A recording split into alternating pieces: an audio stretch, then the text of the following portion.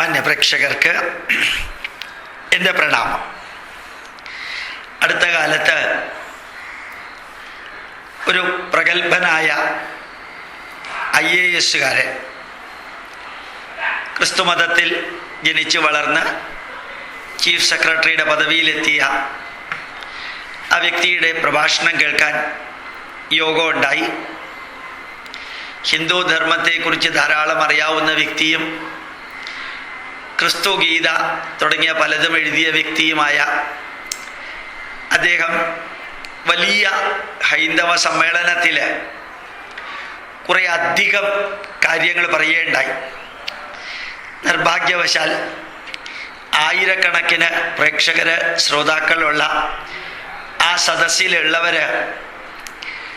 അത് കുറേ പേര് അഭിമാനത്തോടു കൂടി കേട്ടു. പക്ഷേ ചങ്കൂറ്റമുള്ള നൂറുകണക്കിന് സ്ത്രീകൾ ഇദ്ദേഹം പ്രഭാഷണം തുടങ്ങി ഏതാണ്ട് 10 മിനിറ്റ് കഴിയുമ്പോൾ തന്നെ അവരുടെ വിരസമായ മുഖം കാണിക്കുകയുണ്ടായി. തറ ലെവലിലുള്ള തമാശ, ഒരിക്കലും എൻജോയ് ചെയ്യാൻ പറ്റാത്ത രീതിയിലുള്ള അവതരണം, ചീഫ് സെക്രട്ടറിയുടെ പദവിയിലിരുന്നു കൊണ്ട് തനി വിഡ്ഢിത്തരങ്ങൾ ഹിന്ദു ധർമ്മത്തെക്കുറിച്ച് വിളിച്ചു പറയുക. അദ്ദേഹം പറഞ്ഞതിൽ ഏറ്റവും വിചിത്രമായത് ഒരു മിത്രൻ നമ്പൂതിരി എന്ന് പറയുന്ന ശബരിമല മേശാന്തി ഇദ്ദേഹത്തിനോട് പറഞ്ഞു അത്രേ, കുരിശ് പുണ്യമാണ്. അതിന് കാരണം ആ കുരിശിൽ വിലങ്ങനെ വെച്ചിരിക്കുന്ന കഷ്ണം മാറ്റിയാൽ നേരെ വെർട്ടിക്കലായിട്ട് വെച്ചിരിക്കുന്നത് ഞാൻ എന്ന ഇംഗ്ലീഷിലെ അക്ഷരമാണ്. അതിൻ്റെ നെഞ്ചത്ത് വിലങ്ങനെ ഒരു വര വരച്ചതുപോലെ ആണി നടുക്കടിച്ച് കുരിശുണ്ടാക്കിയപ്പോൾ എന്നിലുള്ള അഹങ്കാരം ഇല്ലാതെയാക്കുന്നതാണ് കുരിശ് എന്ന് കോശി അബ്രഹാമും അതുപോലെ തന്നെ പടിഞ്ഞാറേക്കരയും ഗമായേലും ബെഞ്ചമിനും തുടങ്ങിയ ധാരാളം വ്യക്തികൾ, നമ്പൂതിരി പറഞ്ഞു, ജസ്റ്റിസ് സുബ്രഹ്മണ്യം പോറ്റി പറഞ്ഞു, ആ നമ്പൂതിരി പറഞ്ഞു, ഈ നമ്പൂതിരി പറഞ്ഞു എന്ന് തറ ക്രിസ്ത്യാനികളുടെ അപകർഷതാബോധമില്ലാതെയാക്കാൻ ഞങ്ങളുടെ അച്ഛനും മുത്തച്ഛനും ഒക്കെ എമ്പ്രാന്തിരിയും നമ്പൂതിരിയുമാണെന്ന് സർവ്വ ക്രിസ്ത്യാനികളും പറഞ്ഞു നടക്കുന്ന മാതിരി വേദത്തിൽ യേശുക്രിസ്തു ഉണ്ടെന്നും ഭവിഷ്യപുരാണത്തിൽ യേശുക്രിസ്തുവിനെ കുറിച്ച് പറയുന്നുണ്ടെന്നും പ്രജാപതി യാഗമാണ് എന്നുള്ളത് ഈ വേദത്തിലുള്ളതാണെന്നും അവനവൻ്റെ പുസ്തകത്തിലും അവനവൻ്റെ കർമ്മത്തിലും അവനവൻ്റെ മതത്തിലും ഒരു ചുക്കും ചുണ്ണാമ്പും ഇല്ലാത്തതിനെ മഹത്വവൽക്കരിക്കാനായിട്ട് മിത്രൻ നമ്പൂതിരി പറഞ്ഞു എന്ന് ഇവരെ പോലെയുള്ളവർ പറയുന്നത് മനസ്സിലാക്കാം. ചീഫ് സെക്രട്ടറിയുടെ പദവിയിലിരുന്ന ഒരു IAS ഉദ്യോഗസ്ഥൻ ഇതുമാതിരി തറ പറഞ്ഞ് അദ്ദേഹം സെൻറ്റ് പോളിനെ കുറിച്ചും സെൻറ്റ് പീറ്ററിനെ കുറിച്ചും മറ്റ് ബിഷപ്പിനെ കുറിച്ചും മാത്രം ഇടയ്ക്കിടയ്ക്ക് പറഞ്ഞ് അവർ പറഞ്ഞത് ഈ ഉപനിഷത്തിലുണ്ട്, അല്ലെങ്കിൽ വേദത്തിലുണ്ട്, അല്ലെങ്കിൽ വസുദൈവ കുടുംബകം എന്ന സങ്കല്പം, ലോക സമസ്ത സുഖിനോ ഭവന്തു, നമ്മൾ ഹിന്ദുക്കളൊക്കെ നിരന്തരം ഉപയോഗിച്ച് പഴകിയ വാക്കുകൾ പുസ്തകം നോക്കി വായിക്കേണ്ട ഒരു ഗതികേട് ഈ ഹിന്ദു മതത്തിൽ പ്രാഗൽഭ്യമുള്ള വ്യക്തിയാണെന്ന് പറഞ്ഞ് അഭിനയിച്ച് അദ്ദേഹം പ്രസംഗിച്ചപ്പോൾ ഇയാൾ ഒരു സർവമത സമന്വയത്തിൻ്റെ ഉജ്ജ്വല പ്രതീകമാണെന്ന് വരുത്തി തീർക്കാൻ കാട്ടിക്കൂട്ടിയതെല്ലാം അവിടെയുള്ള ഭാരവാഹികളിൽ പലർക്കും മനസ്സിലായില്ല എങ്കിലും സ്ത്രീകളിലും ഒരു വിഭാഗം പുരുഷന്മാർക്ക് മനസ്സിലായി. വെറും അഭിനയം, തറ തമാശ.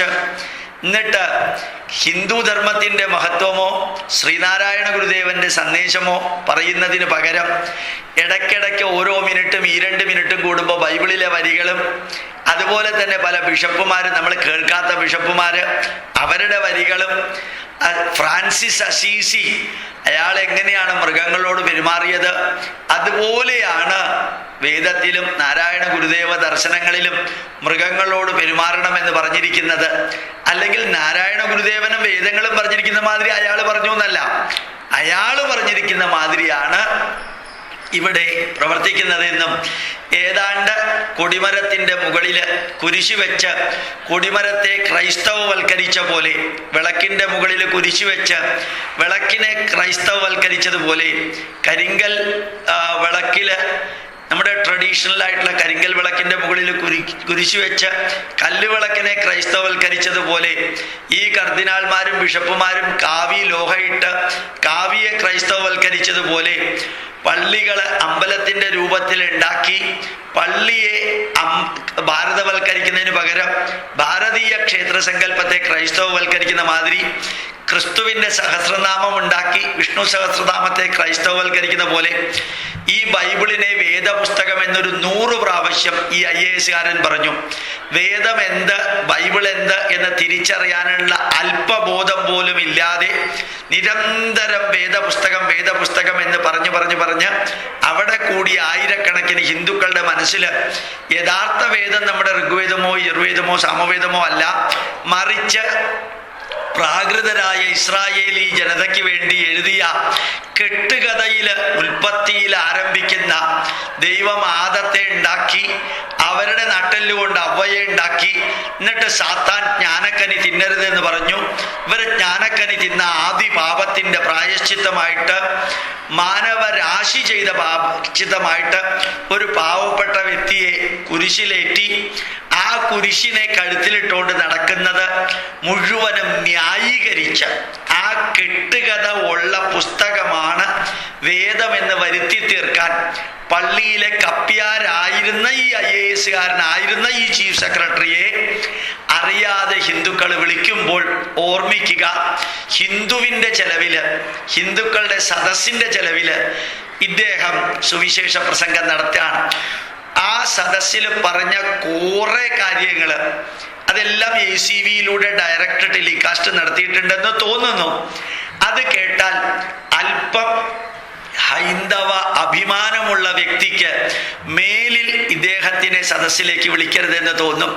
ഞാൻ പോകുന്ന സ്ഥലങ്ങളിലെ അമ്പലത്തിൽ തൊഴാറുണ്ടെന്നും അതുപോലെ തന്നെ ദേവീ സങ്കല്പവും പ്രകൃതിയിലെ സങ്കല്പവുമെല്ലാം എൻ്റെ ജീവിതത്തിൻ്റെ ഭാഗമാണെന്നെല്ലാം പറഞ്ഞ് ഏത് ക്രിസ്ത്യാനിയും സുവിശേഷ പ്രാസംഗികനും ഹിന്ദുക്കളെ പറ്റിച്ച് മതം മാറ്റുന്നതിൻ്റെ ഉത്തമ ഉദാഹരണമാണ് ഈ IAS-കാരനായ ചീഫ് സെക്രട്ടറിയുടെ പ്രസംഗം. ഒരു 100 ചോദ്യം അവിടെ ചോദിക്കണമെന്ന് എനിക്കുണ്ടായിരുന്നു. അത് ഞാൻ ചോദിക്കാതിരിക്കാൻ കാരണം ഈ വലിയ ഉജ്ജ്വലമായ ഒരു സമ്മേളനത്തിൽ ഒരു അപസ്വരം വരുത്തണ്ടല്ലോ എന്ന് മാത്രം ചിന്തിച്ച് പറഞ്ഞില്ല.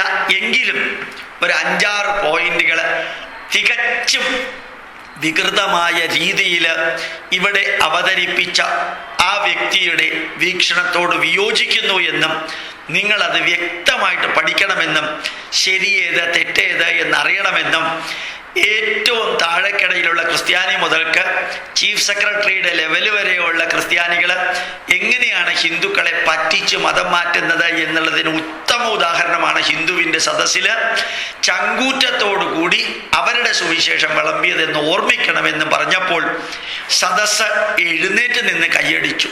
നിർഭാഗ്യവശാൽ ഇതേ സദസ്സ് മറ്റേ ആളുടെ സുവിശേഷ പ്രസംഗത്തിനും കൈയടിച്ചു. അതുകൊണ്ട് ഇവർക്ക് വല്ലത് മനസ്സിലായോ ഇല്ലയോ എന്ന കാര്യത്തിൽ ഒരല്പം സംശയം തോന്നുന്നത് ഒഴികെ പ്രയോജനപ്പെട്ട് കാണും കുറച്ചെങ്കിലും വ്യക്തികൾക്കെന്ന് തോന്നുന്നു. പ്രണാമം, നമസ്കാരം.